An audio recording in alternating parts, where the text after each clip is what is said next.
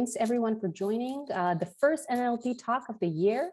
We're really excited and honored to have with us here today two wonderful researchers. So first of all, we have Elliott Ash, who is an assistant professor of law, economics, and data science at ETH Zurich, and he's going to present some of his research. The paper specifically that is going to be covered today is Ingroup bias in the Indian judiciary, evidence from 5 million criminal cases. Before I also describe a little bit Ashutosh, who's going to be our discussant, allow me to congratulate you once more, Elliott, for your amazing achievement of obtaining an ERC this year. An ERC on tools from AI for law and social science, which is definitely going to be a groundbreaking development for computational social and also legal research. So congratulations from us once more. After Elliott is going to give a presentation on the paper, we're going to have a discussion led by Ashutosh Modi, who is an assistant professor at the Indian Institute of Technology, Kanpur, and whose expertise I find wildly fascinating because he has developed expertise in effective computing, multimodal machine learning, and computational morality. Now, pick you on that particular computational morality. I'll try to pick your brains maybe on a different occasion, but that's fascinating.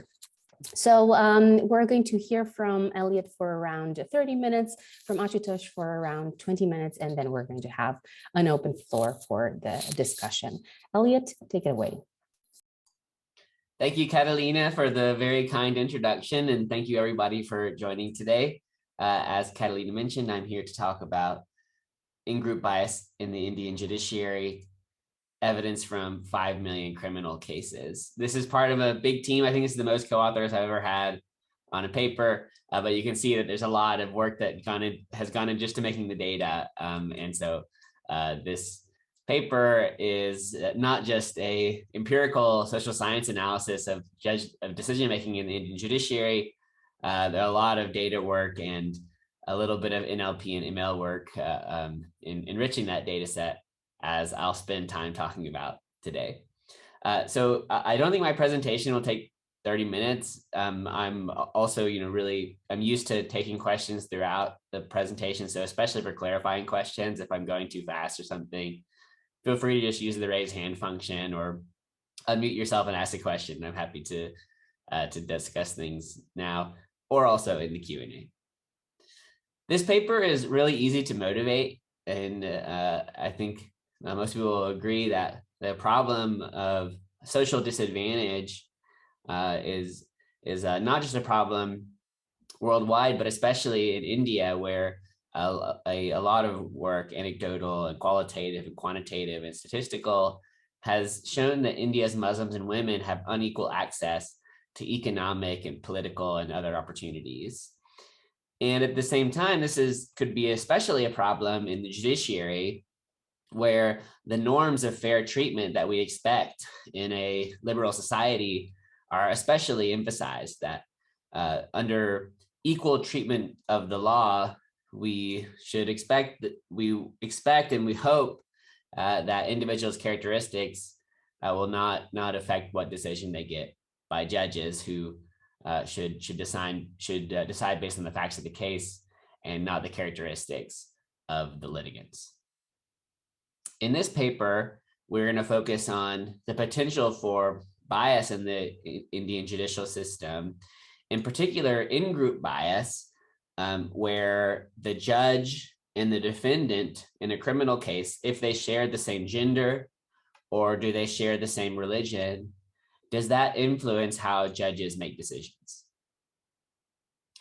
A reason that if this in-group bias exists, then let's say that Muslim judges favor Muslim defendants and non-Muslim judges like Hindu judges favor Hindu defendants. This would be a problem because Muslims are really underrepresented in the judiciary. So,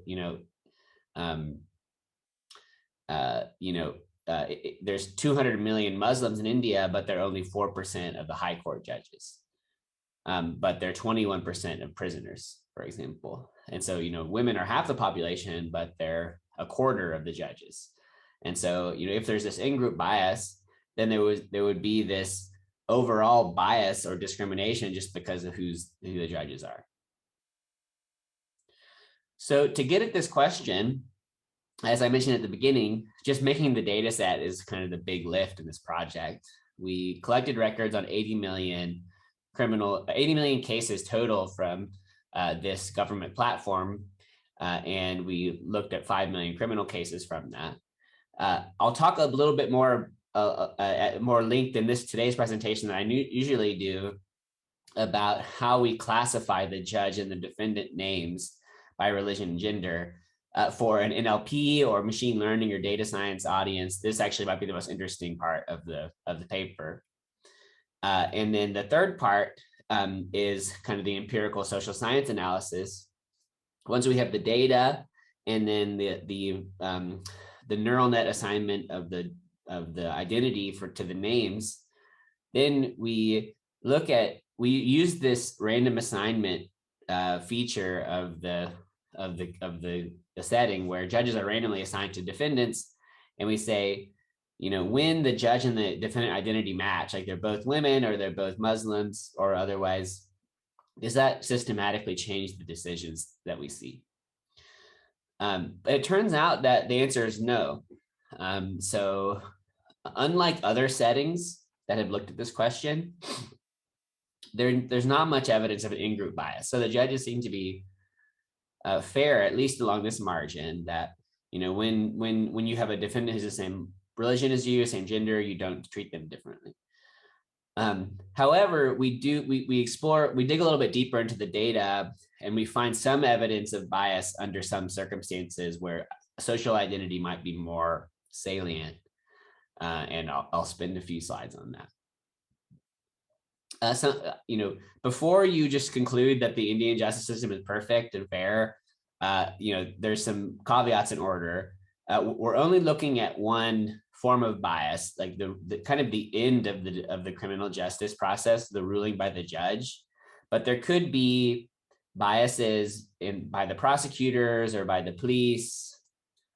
There also could be some bias over here, like during the appeal process. We don't observe that yet, but we're working on these other steps.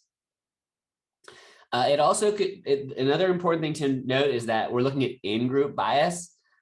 So it could be that all judges are biased against Muslim and women, and it's not just like an in-group bias.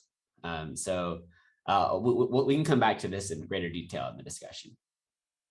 Okay, so the first section is on data sources. We use this really amazing government transparency platform in India called eCourts, which it's kind of a search engine. You can kind of search for different cases and like courts and like people's names, things like that. And just as like a kind of a democratic and accountability platform, this is amazing. It's much better than what you'd have even like in the US and many other developed countries. But it's not like a database. It's not an API. This took like over a year to scrape all of the data, because we had to do a number of tricks to make this data accessible, and it kind of comes in this kind of unstructured format. We had to do a lot of cleaning to make it into a data set. After we did this long process, we have all of the cases, 80 million cases from 2010 to 2018 for all of the subordinate courts, like the trial courts. So it's actually 7,000 courts. It's pretty incredible. The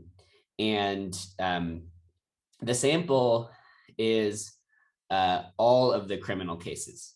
So there's about 8 million criminal case records, about 80,000 judges, and about 7,600 trial courts.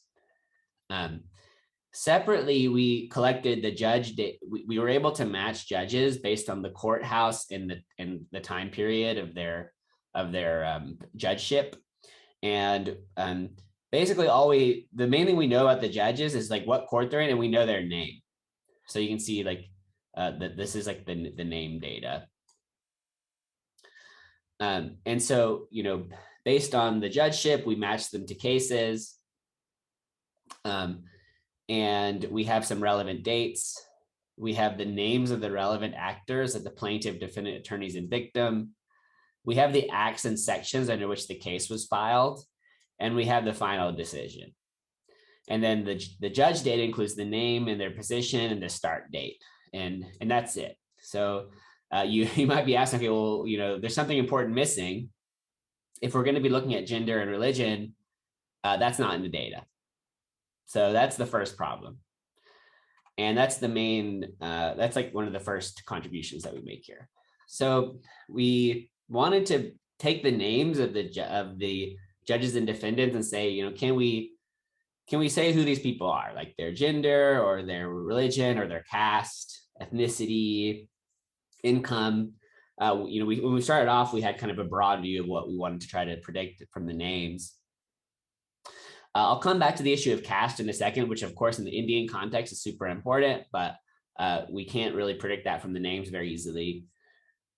We actually have some data from the census on like names and the income. So in a future project, we're going to be looking at, we can actually make a nice prediction of their income or wealth as well from the name. But we can come back to that if there's questions about it. But in this paper, and today I'll be mainly talking about gender, where we have an awesome data set from Delhi of 14 million names with the gender from the voter rolls. And then the second data set we have is from the National Railway exam, where we have 1.4 million names, and then whether it's Buddhist, Christian, Hindu, and Muslim.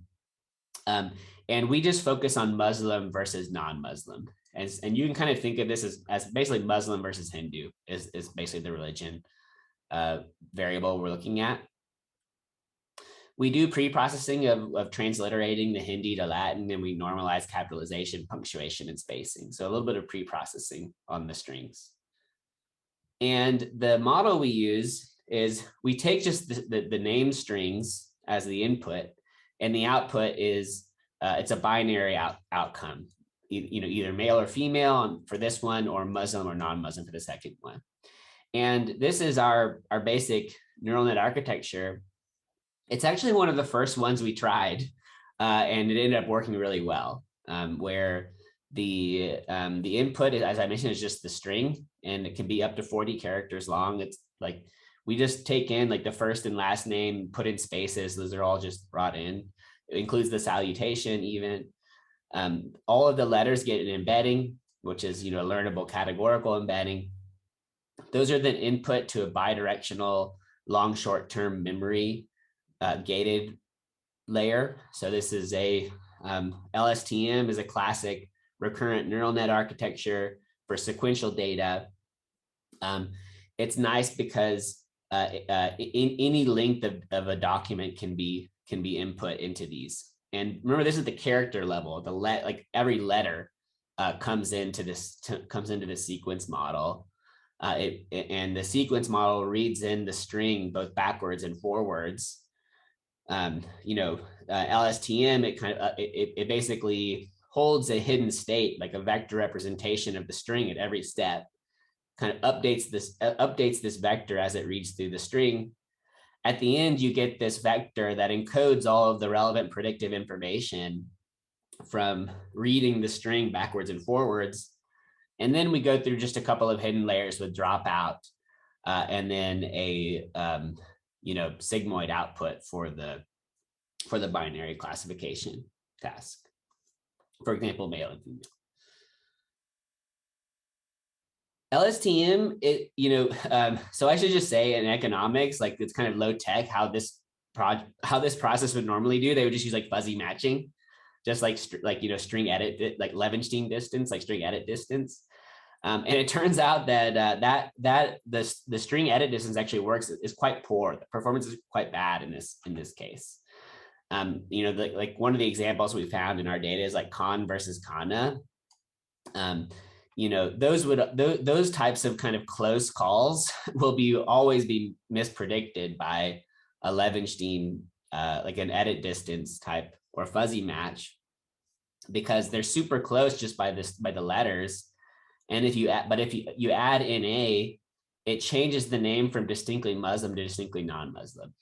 And this type of kind of subtle difference, like kind of context dependent predictiveness is exactly what our LSTM model is capturing. And the accuracy, I mean, we thought it was very good. In the original data sets, like this is like the Delhi voter roll data set. This is the railway exam data set. It's over 97% accuracy. And the F1 is also very good for both classes. And we did additional human annotation. So then we applied the classifier to our own data set, right? It's over 97% accurate in our data set based on our own annotations. So in preparation for today's presentation, we actually open sourced this, so you can check it out. This is like kind of a beta version, but we actually made like a web app. So you can look in the Zoom, you can look in the Zoom chat for the link, but I'm also just going to share it. So we made this app just for today, and we're going to improve it. But we made the gender classifier available, but not the religion one yet, at least not publicly. The religion one we probably won't make public because it can be kind of sensitive, but we will make it available for academic researchers. But basically you just input a CSV file. So like this is like a CSV file with 100 names in it. And you just upload and predict gender. And it takes a few seconds. It's running the LSTM model. See, it's already done. It's running the LSTM predictions on the strings. And then you get this a CSV with the predictions. So this is what it looks like. So this is the output from the website. So let me just sort this. So you can see, like, these are the names that are like most predicted to be female. And then if you go down, these are the ones that are most predicted to be male. So I think it works pretty well, and it gives you the predicted probability as well. So that's the NLP part of the presentation. So I'm going to go back to my slides now.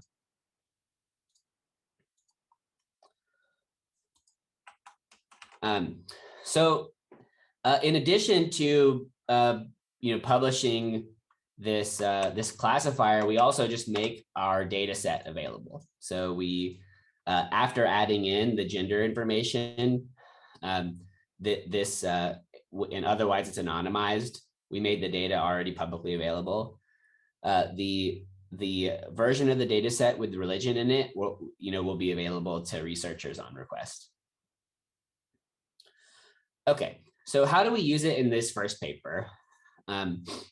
The first kind of nice institutional feature is that the cases are assigned to judges basically randomly, or it's arbitrary, in the sense that first, the police station where the crime occurred determines the courthouse. So that's just based on location.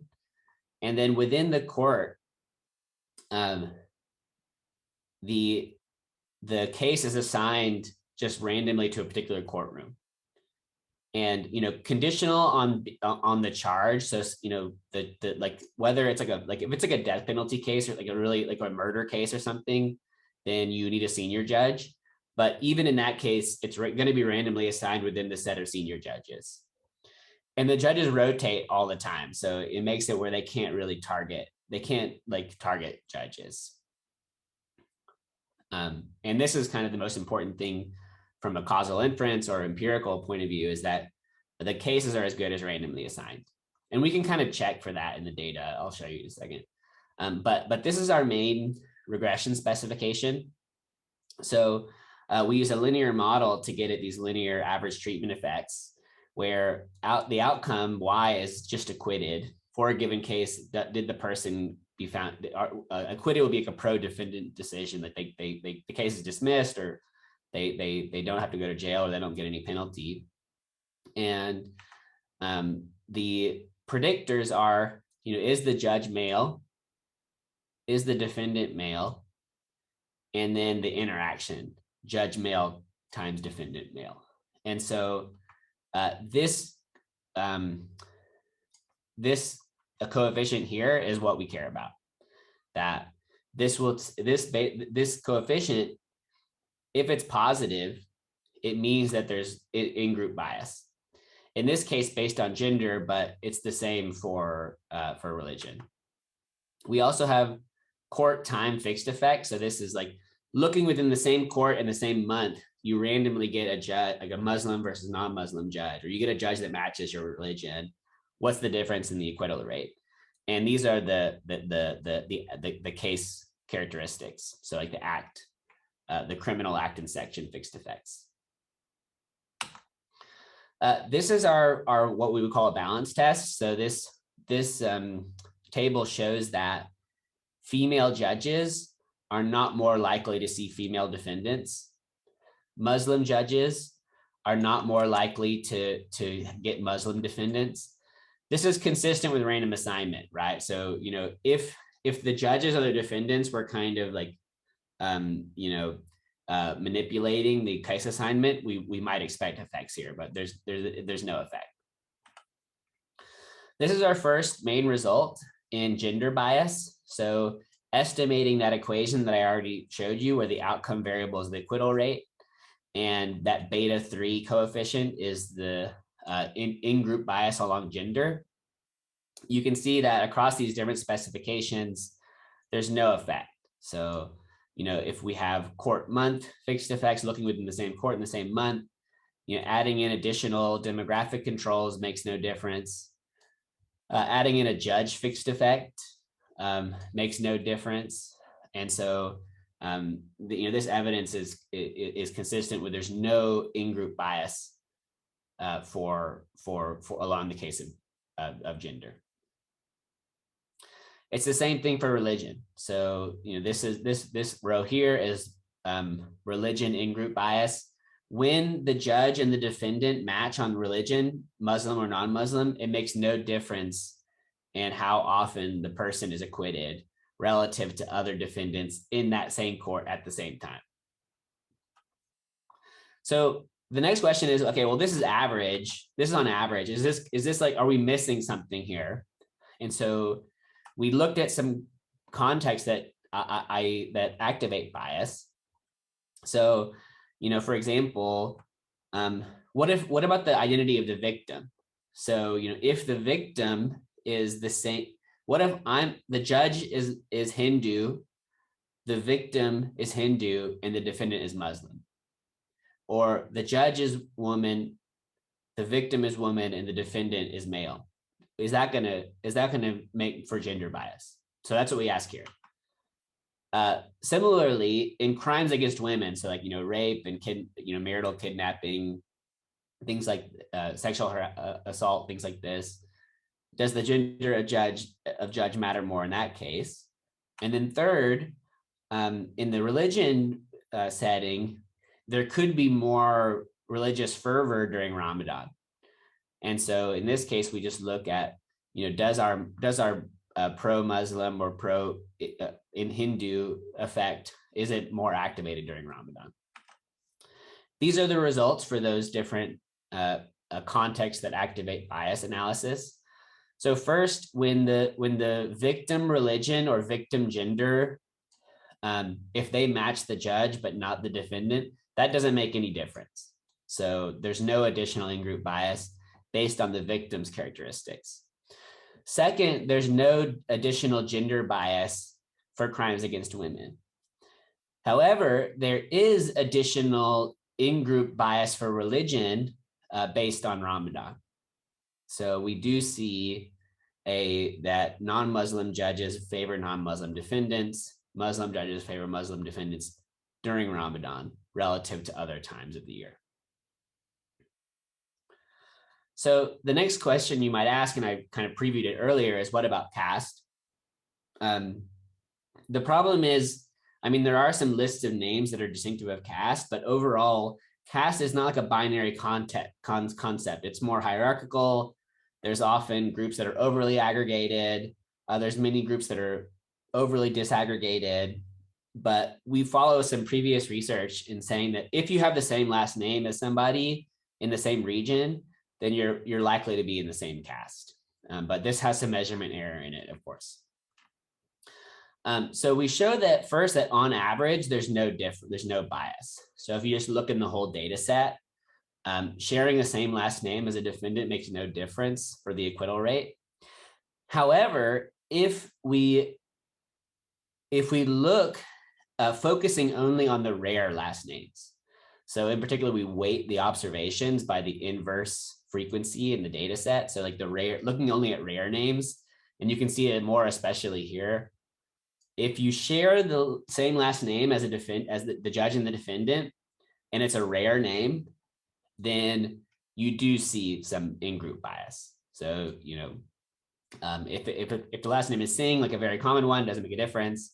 But if it's a rare name, you do see some bias there. So suggesting that, this could indicate caste bias, but also like, this is like, the same, you could be in the same family, right? Or you could otherwise have close social proximity besides caste. So to conclude, we've shown that in the aggregate, that the Indian court system at the stage of acquittal, deciding about these criminal decisions, there seems to be fairness along the gender and religion margin. And, this is something to be, really, I think, grateful, happy about, that despite significant evidence of bias towards women and Muslims in other parts of Indian society, in the case of judges making these acquittal versus conviction decisions, there doesn't seem to be in-group bias. And this is also different from many other papers on this topic in other contexts. And, we found some bias, like, for example, during Ramadan or due to like rare last names, but we kind of had to search for it, right? So overall, the in-group bias is not a major feature of this data. So a note about the fact that there has been discovered a lot of in-group bias in other papers on judges, but in other contexts. There's this growing literature in economics and in empirical social science on publication bias. And this is this issue of, if there's a null result, if your paper doesn't find an effect, it's less likely to be published because it seems like it's not very interesting. Or you might be preparing preliminary results and you find no effect, and so you abandon the project. And so these funnel plots on publication bias are a way to look at that, in the sense that if there's no publication bias, then funnel plots look like this, where there's kind of like a clustering of the effects around the true effect size. But if there is publication bias, then the published effects should kind of cluster outside this line, indicating statistical significance. It's like p-hacking, but it's not due to people selectively publishing results or like kind of manipulating results. It's just the fact that they might not make it into the journal. And we find some evidence consistent with publication bias, that these white dots here are the results from the previous papers looking at judges. And you can see they're all kind of clustering on the outside of this line of statistical significance. And we kind of have a more balanced set of results where some of them are outside the line and some of them are not. So the red dots are our study. So to conclude, we can reject meaningful in-group bias at the judicial outcome stage, but we cannot rule out the criminal justice system as biased as a whole. We find some evidence of bias in salient contexts, and we also find some evidence based on reviewing the literature of publication bias. So some future research, I think, as we mentioned, it would be great to look at bias at earlier stages or later stages of the process. It could be that in higher courts, judges have more discretion, and so you might see bias more there. And as I mentioned, we look at this last name, but there's other aspects of caste or ethnicity or income or wealth or other aspects of social disadvantage that could be analyzed using this data. Thank you very much. That's my presentation. I'm looking forward to your questions. Thank you so very much, Elliott. Really fascinating. Are there any clarifying questions so far?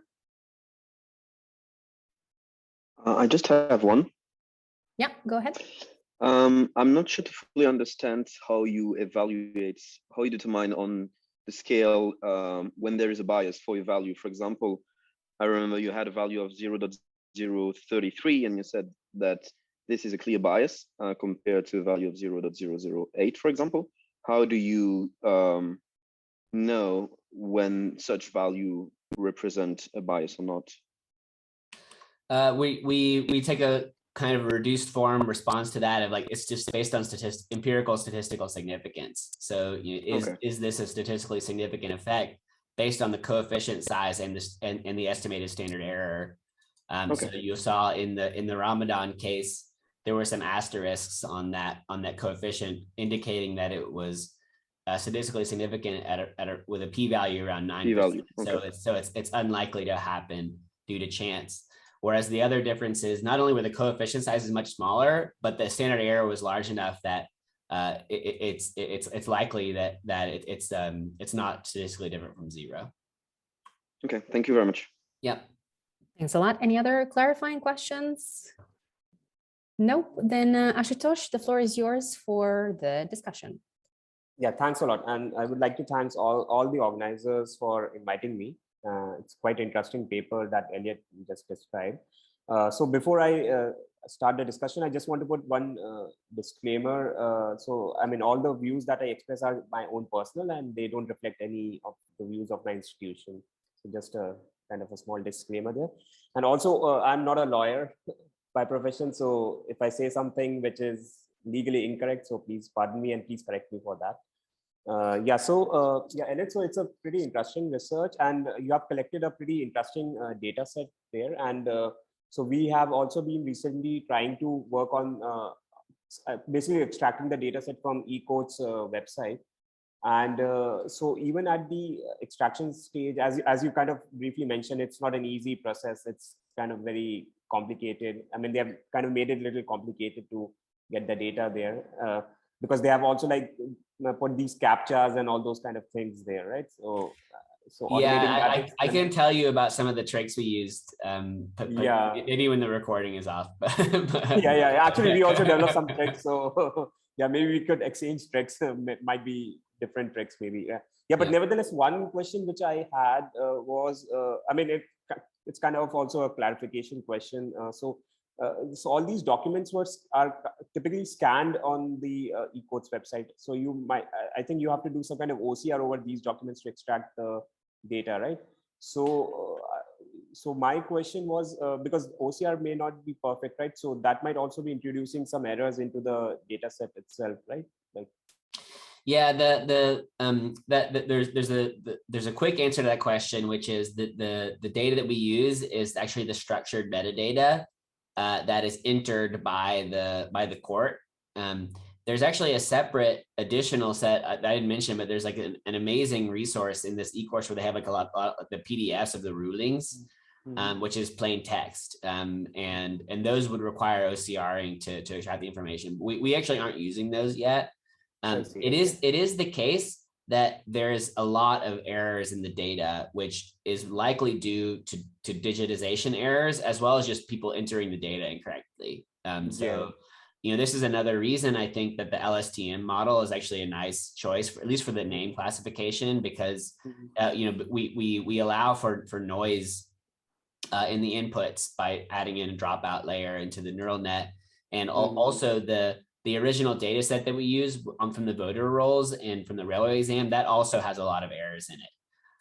So is that also like kind of scanned data, the voter rolls and the exam kind of data? No, so I mean, we don't know for sure exactly how every name in there. The errors that we do see, they look mainly due to like data entry errors rather than scans. So it's not there are some where like an L becomes a T and things like this. But there's often it's just like because the first half of the name is missing.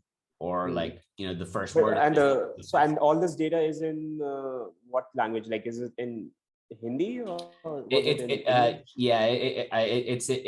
We transliterate the Hindi into Latin characters. Okay. I see. So I'm not an expert on this, so I'm not sure how problematic that is, but the other members of my team who are fluent in Hindi, they seem quite comfortable with that. I think that's like a pretty well established process. Yeah. Okay. Yeah. So as you said, like it's most of the data was in Hindi, so that means it's coming from some particular region, because Hindi is mostly speaking in the northern part of the country, and rest of the country it's spoken less basically. So yeah. So that means the cases are also concentrated over certain regions. So, and of course from metadata we don't know what specific regions or what socioeconomic conditions are we talking about there. For right? sure. So this is an important issue. So like, the case data, of course, is from all of India, right? And so it's like kind of representative, but the names data is not. So for gender, it's the voter rolls from Delhi. My understanding is that Delhi, relative to the rest of India, is actually quite diverse. And so if you're going to pick one city, that actually is not a bad one to pick. But that being said, yes, this is a biased representation of the population of names in India. Yeah, because what happens is like the names that you will find in Delhi, or maybe even in North India, are going to be very different if you find those you find in southern part of the country. Yeah, and your classifier would fail really badly, because names are even like me being an Indian, I might even get confused sometimes with the names from the south, because they have completely different meaning. The format is also quite different. So they usually you will have first name and the surname, which is like the family name, but in southern part of the country, they don't usually follow that. They have some, depending on the community you're talking about, they have like different formats and all sorts of things happen. So it's quite kind of yeah, that's an interesting point. I think we could do more on this. So one thing we do have is we have a kind of a confidence score. So the model I showed you, like it gives you a predicted probability.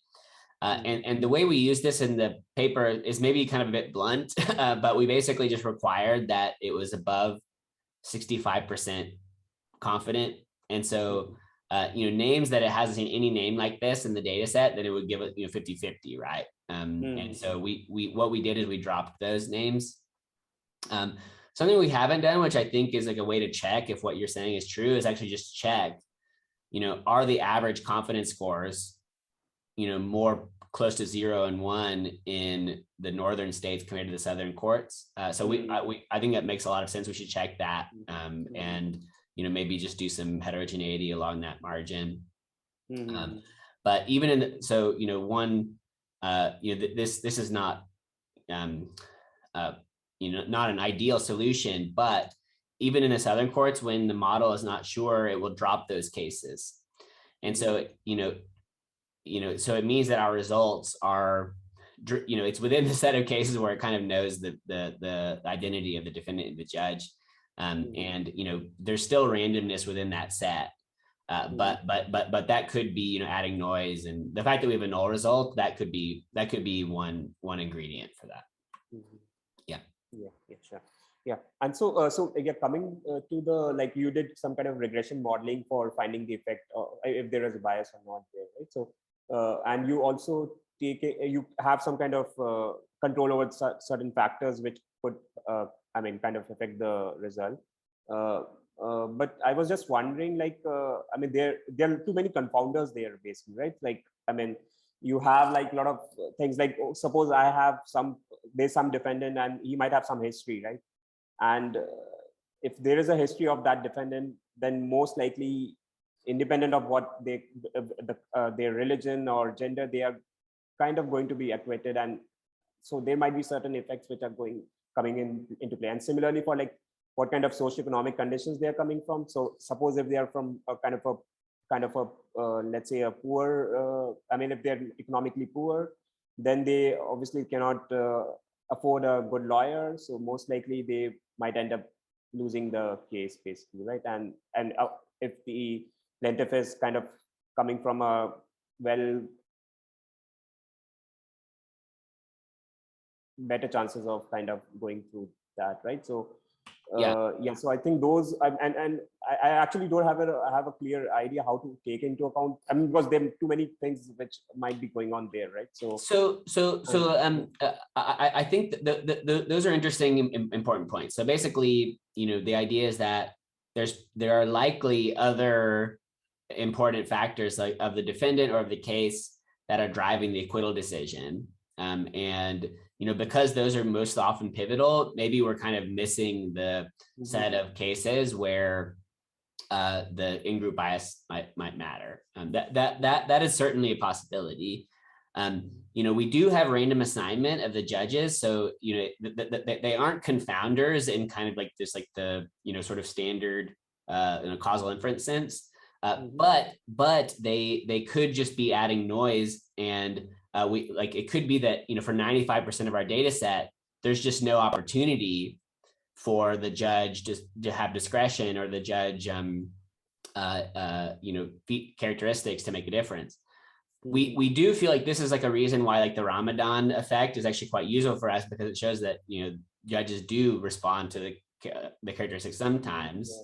But we will come back to that Ramadan. But one quick point, which I think is like something we haven't done, but I mean, like we in principle we could actually make the criminal history of the defendants based, because we can match defendants based on their name and their birthday. So we should probably do that and add that as additional control and try to adjust for those cases, or maybe look at them separately. And then also about the kind of the economic outcomes, I think that it's something we had just started exploring, but we haven't used it as a control yet. It could be interesting to adjust for using like the name, or like other observables from the defendants, try to make a measure of their economic the economic socioeconomic status, and because that could be determinative in many cases. Definitely.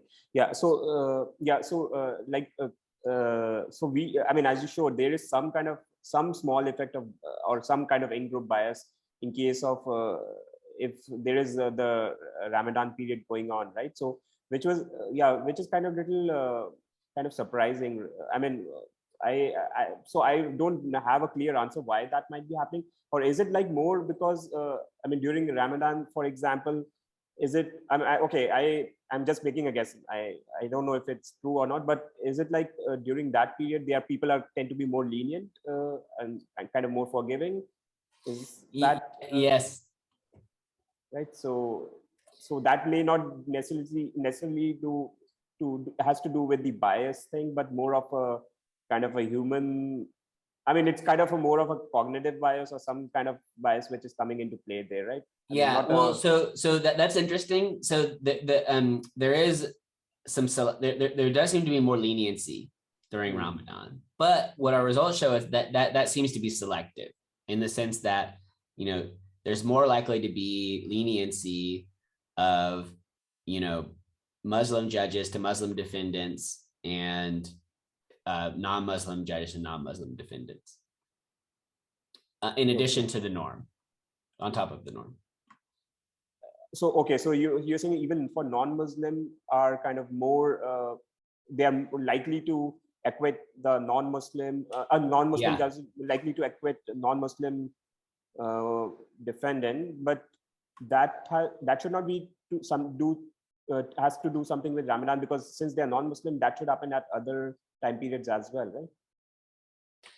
So the Ramadan effects, and I think we could probably disentangle this better to tell like a more specific story, but what our estimate does is that it says that during Ramadan,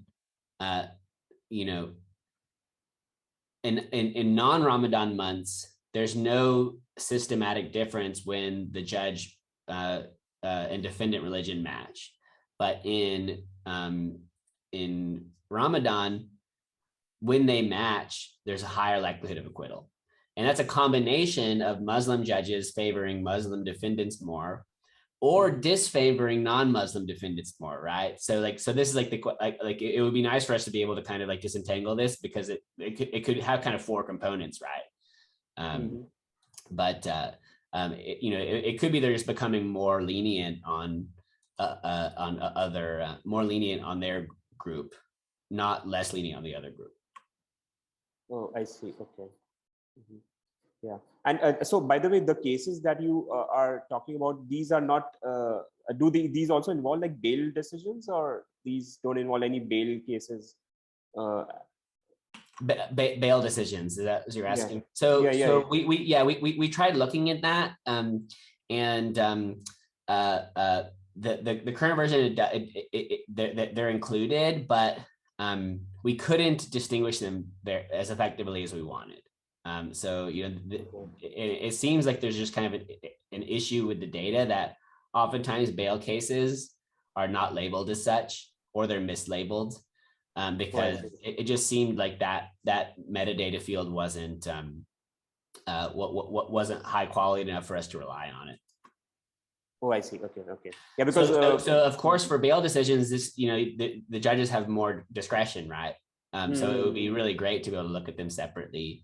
But given the data quality for this sample of like from this 8 years, we couldn't do it.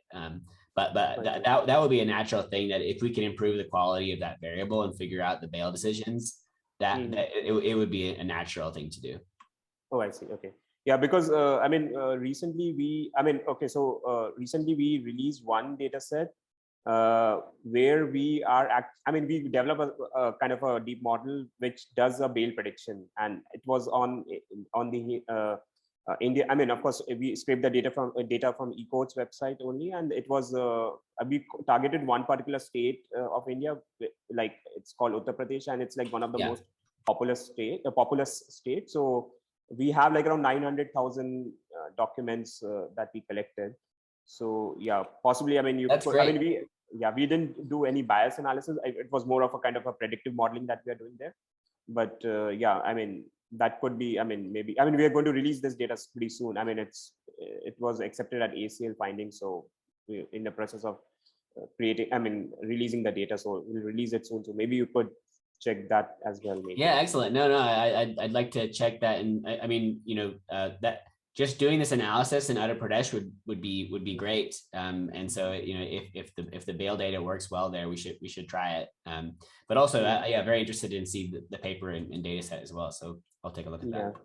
Yeah, thanks. Yeah. So so I think this is more of a kind of a experiment. I don't know if it's possible or not, but just speaking my mind there basically. So what if we suppose get these case documents, and we anonymize the name and the identities of the plaintiff and the defendant, and if these were given to, let's say, maybe lawyers or maybe kind of judges, and then we ask them to predict the decisions, would it be different from if the identities were revealed, basically?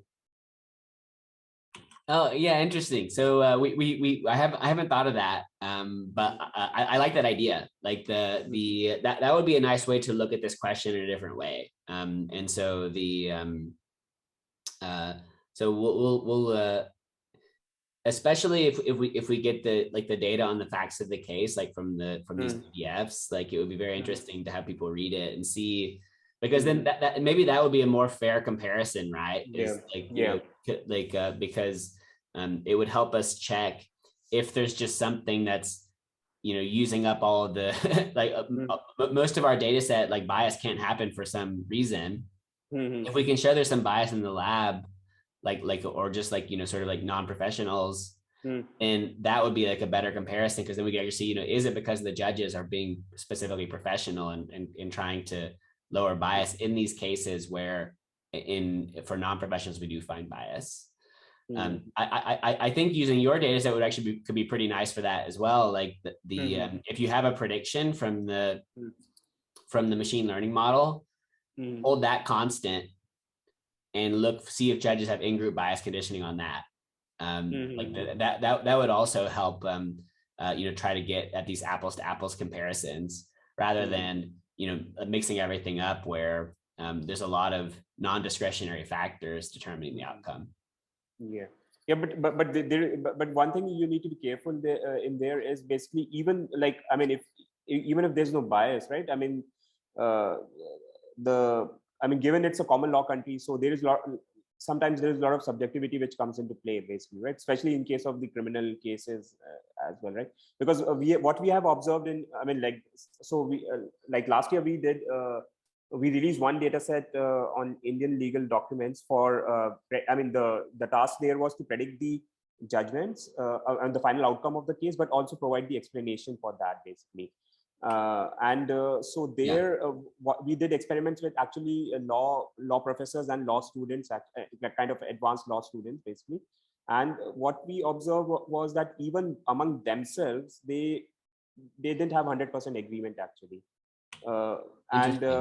Yeah, even for the explanation, I mean, because what happens is like they tend to it's kind of, I think it's part of the legal process itself that they tend to interpret things differently, and also there's a lot of linguistics which comes into play, because they tend to based on the wording of the things, they tend to interpret it quite differently. And also what we saw was that professor, since he has more experience, he tends to take into account a lot more things which, let's say, a less experienced person was not taking, right?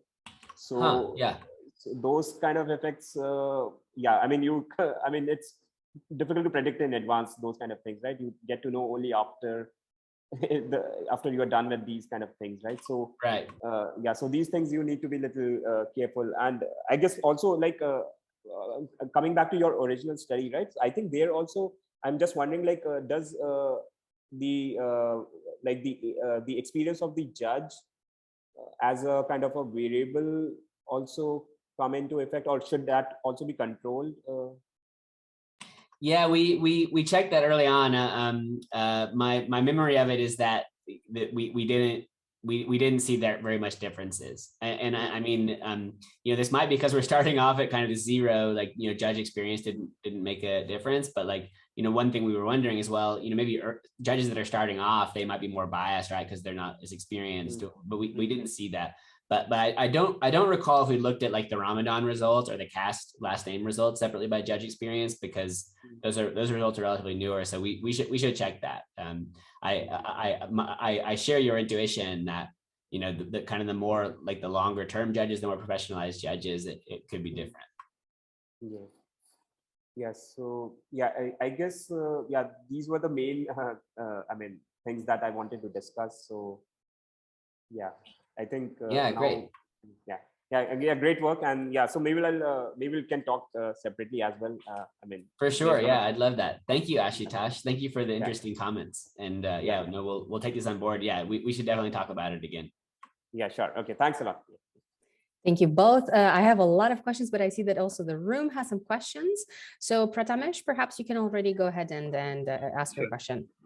Thanks. I think this study was really interesting, and I think I learned a lot from this. So it's really nice work.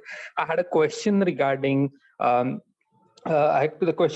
metadata, because many times in the metadata of the e-codes, you will only find the first name of the appellant/respondents, and they will say, okay, person ABC and others, right? So while you can extract that, how did you handle that data essentially? Did you just take the first name of that in that case? So I think this happens a lot in the civil cases, but not as much in the criminal cases. So I might be wrong about that, but in the criminal cases where there's multiple defendants, I think this is pretty rare, but we just use the first name. This came up once time. I think it's like a small enough set that if we just drop those cases, it didn't change the results that much. What I will say is that the name classifier works fine if you only see the first name. Of course, for religion, it will work with the last name as well.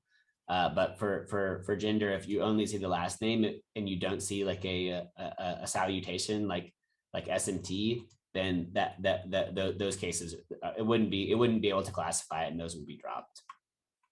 Okay.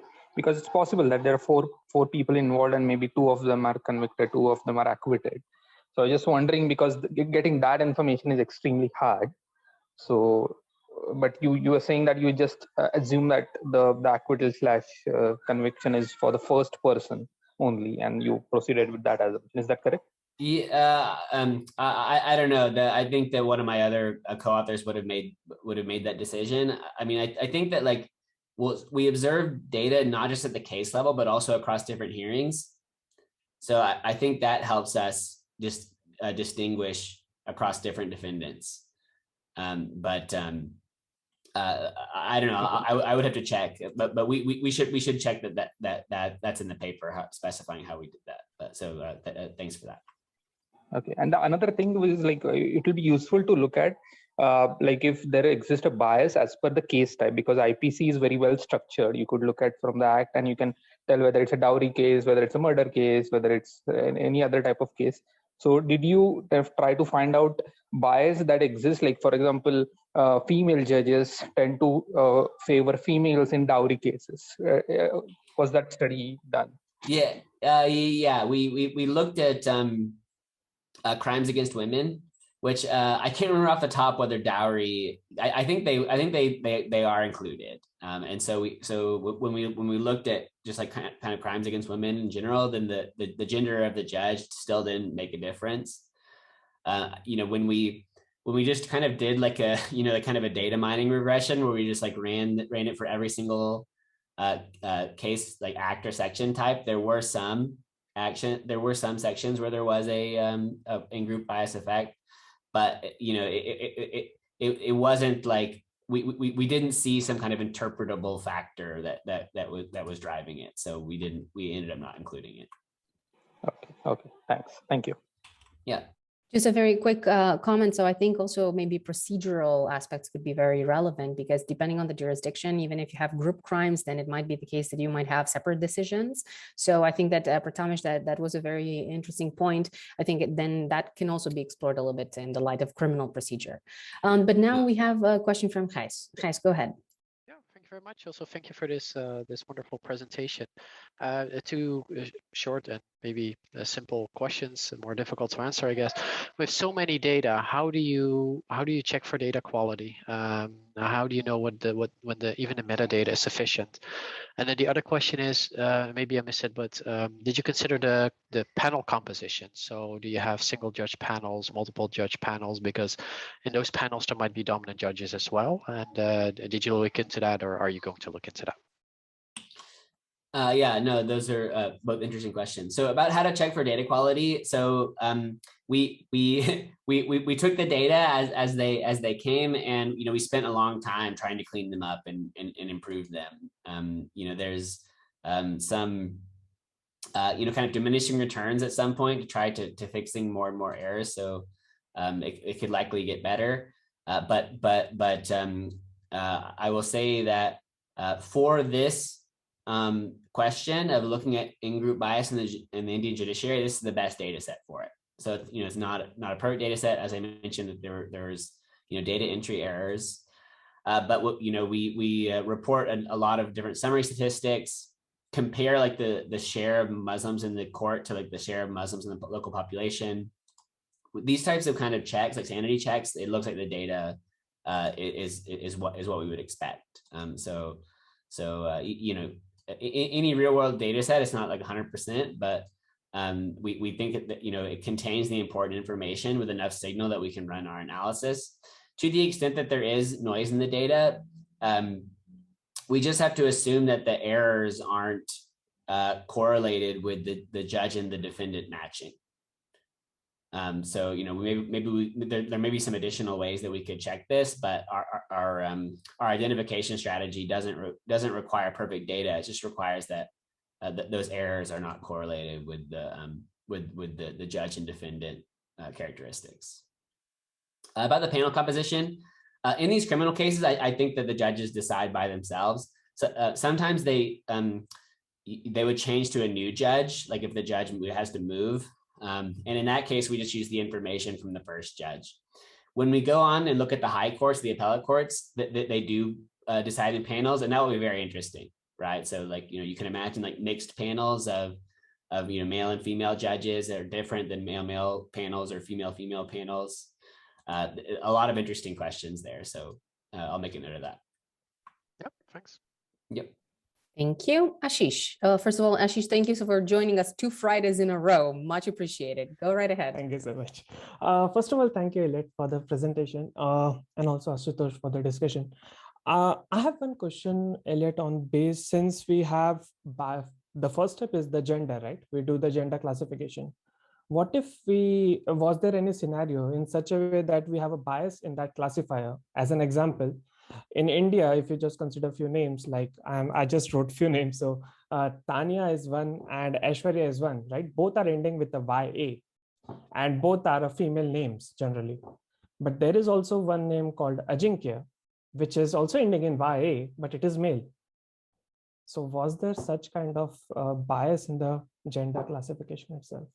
So I think there's kind of 2 answers to that. The first is our LSTM classifier is designed it's designed to account for those types of issues that, like the name ending, for example, how that's interpreted by the classifier will be sensitive to the rest of the name. And so, we can see that in the 98% accuracy. And so it could be like examples like you found, those are in the 2%, right? that are errors. So, it's not 100%, it's 98%. And we are 98% is quite a lot better than many other cases where you would use like a treatment in an empirical analysis based on it.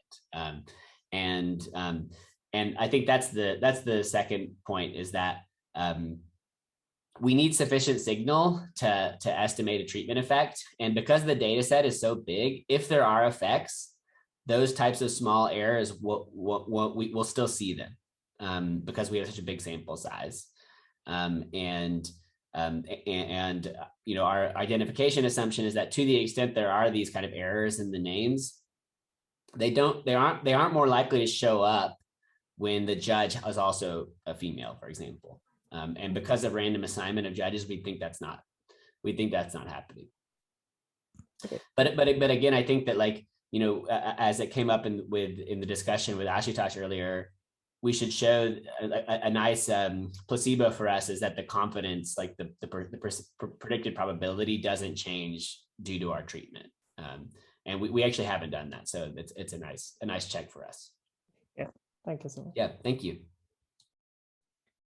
Thank you very much. Do we have any last question, because we're 5 minutes over, but is there any ardent question?